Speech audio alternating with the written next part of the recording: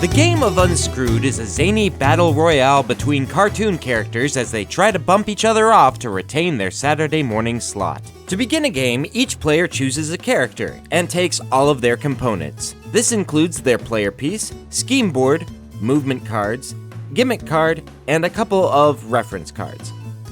Some characters get other tokens, but we won't go into that here. Players will then agree on one of the map tiles and place it in the middle of the table. Choose one of the edges to be north, and then place the other signs east, south, and west in order on the other sides of the map. Next, shuffle the quirk deck and place it next to the map, leaving room for a discard pile. After that, do the same with the improv deck. All that's left to do is call dibs on the dibs token, and the game can begin.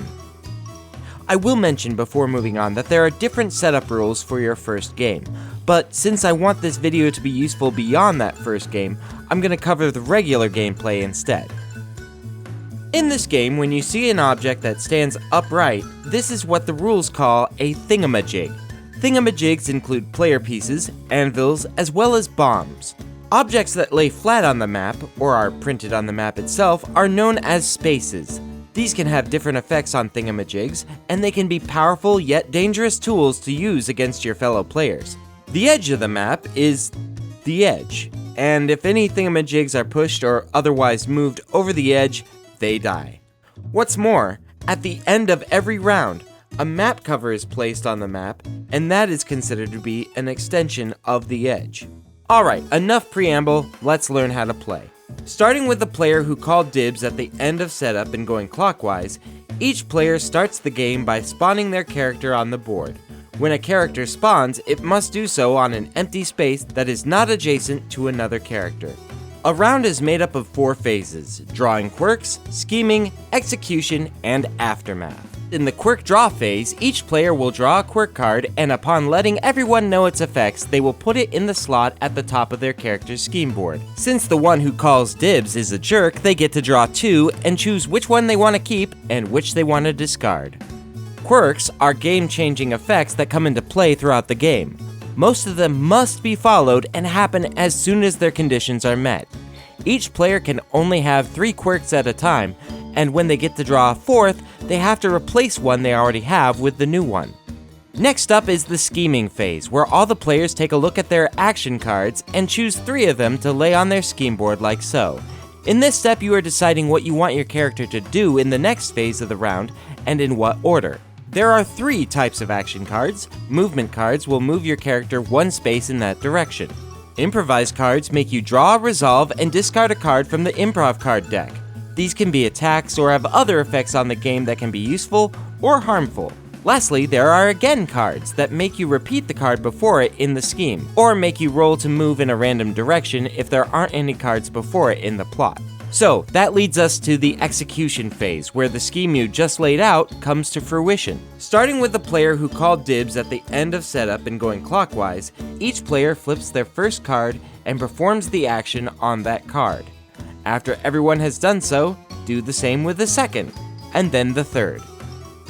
This is the phase where most of the player action actually happens, so let's talk about how all the carnage works. First off, let's talk about pushing. When a thingamajig moves into a space with another thingamajig in it, they push it to the next space in the same direction. This can become a chain reaction where multiple thingamajigs are pushing others. Attacking other players is accomplished with improv cards that have these little blueprints on them. Upon playing an attack card, the player chooses the direction they want the action to be directed, and then resolves the effects on any of the targets on the grid.